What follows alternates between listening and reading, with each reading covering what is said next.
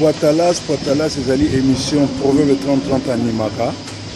Et le lot bato à Londres na Tottenham babengi ngai pasteur na kombo Joboke atiki mwasi na ye na bana azui mundimi na kombo Nadine avanda peka na Tottenham o bazana mwa matatu na mobali na ye amemi na kini libala fu.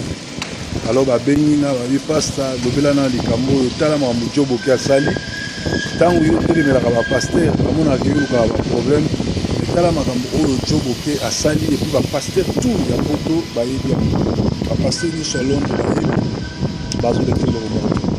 Alors Joboke un pasteur na Londres atiki mwasi na bana na Londres azul Nadine ou azali sœur église mwasi alibala ake na ye na Afrique bake vacances bazovanda na flat moko na Kini.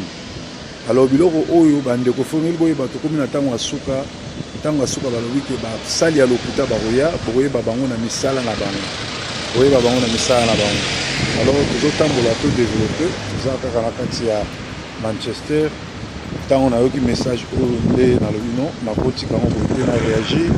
Alors nous ozomona bato bamibengi bapasteur me baza na comportement ya mabe comportement moko ya mabe kozwa mwasi ya bato. Bible ezoba okozwa mwasi ya moninga te okorespecte mwasi ya moninga okosala makambo nyonso tu na ndenge ya kimia mpo ezala malamu. Me kaka baoyo bazali bato bazali censé koprotege mibeko censé koprotege loi bango nde bato bazali kobuka mibeko.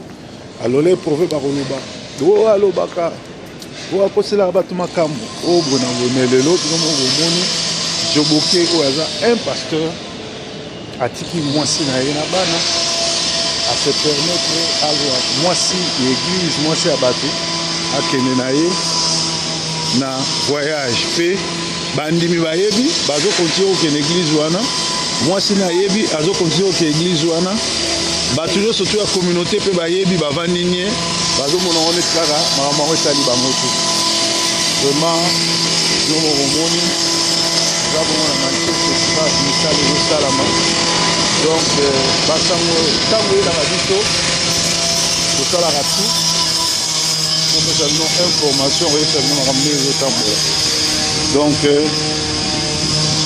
bobima na kati ya l'église ya bato bazose comporte ndenge wana bobima na kati ya église ya bato baza bato misala mabe bato babangaka basi ya bato te barespectaka bana bato te.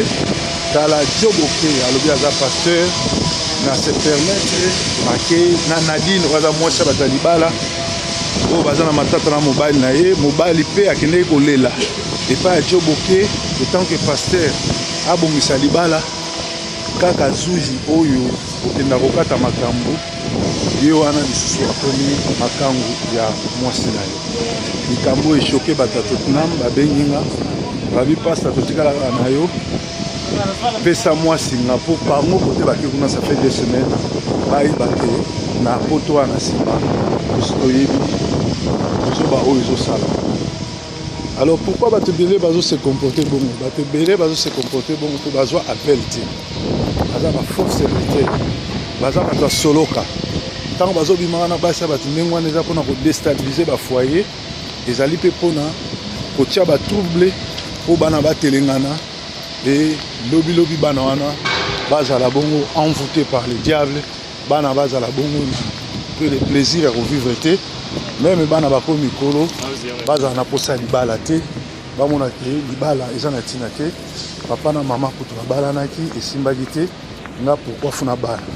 Alors likambo oyo fongeli biso totelemela yango etant que baprédicateur etant que bapanzi sango etant que bato ya communauté totelemela likambo ya bapasteur bazosala baaventure ya kobima na basi ya bato ya kobima na bandimi ya nyonso na kote lisusu mpe nazokende okebisa mondimi yo oyaki kosambela ozali marie oza na mobali na yo pasteur azali censé kote yo sango malamu kolobela o vérité koyebiso ndeni kokota na lola.